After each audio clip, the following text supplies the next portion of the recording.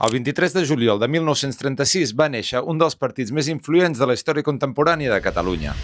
Un partit que va liderar la resistència al feixisme, amb el que l'estat espanyol va omplir les seves presons franquistes i que també va marcar la lluita obrera i nacional del nostre país durant dècades, el PSUV. Només 5 dies després del cop d'estat franquista es fundava a Barcelona el Partit Socialista Unificat de Catalunya, el PSUV. El seu primer secretari general va ser Joan Comorera. I en només un any el partit va passar dels 6.000 militants a superar els 60.000 afiliats, sent una de les forces polítiques més importants de la Catalunya republicana. Aquell mateix any, el PSUV entrava al govern de la Generalitat, presidit per Lluís Companys, amb dirigents com Joan Comorera, Rafael Vidiella o Miquel Serra i Pàmies, ocupant responsabilitats de govern. Però el PSUV tenia una característica que el feia únic, una idea molt clara. Va ser l'únic partit comunista de tot l'estat reconegut directament per la Internacional Comunista com el Partit Nacional de Catalunya i no com una simple federació territorial. Un reconeixement amb una enorme càrrega política que situava Catalunya com una realitat nacional diferenciada dins del moviment comunista internacional. Els seus primers documents defensaven clarament Catalunya com una nació,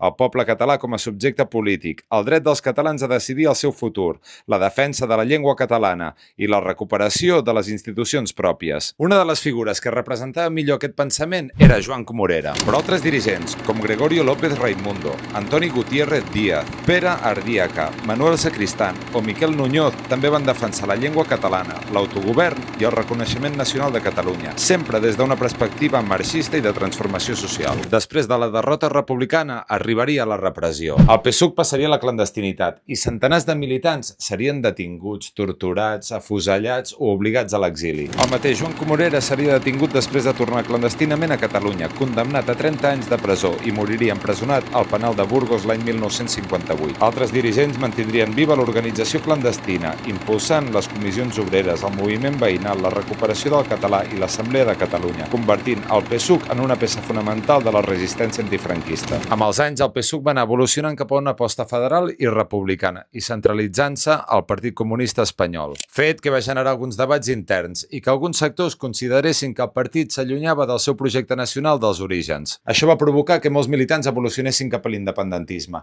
i s'incorporessin a organitzacions com el PSAN, el Moviment de Defensa de la Terra o fins i tot Esquerra Republicana de Catalunya. Avui aquest llegat és reivindicat per Comunistes de Catalunya, que defensa recuperar l'esperit fundacional del PSUV. Un partit profundament arrelat a Catalunya, compromès amb la classe treballadora, amb la llengua catalana i amb el dret d'autodeterminació. Més enllà dels debats polítics, és impossible entendre la història de l'antifranquisme, del moviment obrer i de bona part de les conquestes socials i nacionals del segle XX sense conèixer el paper que va jugar el PSUV. Coneixies aquesta història? Creus que avui es recorda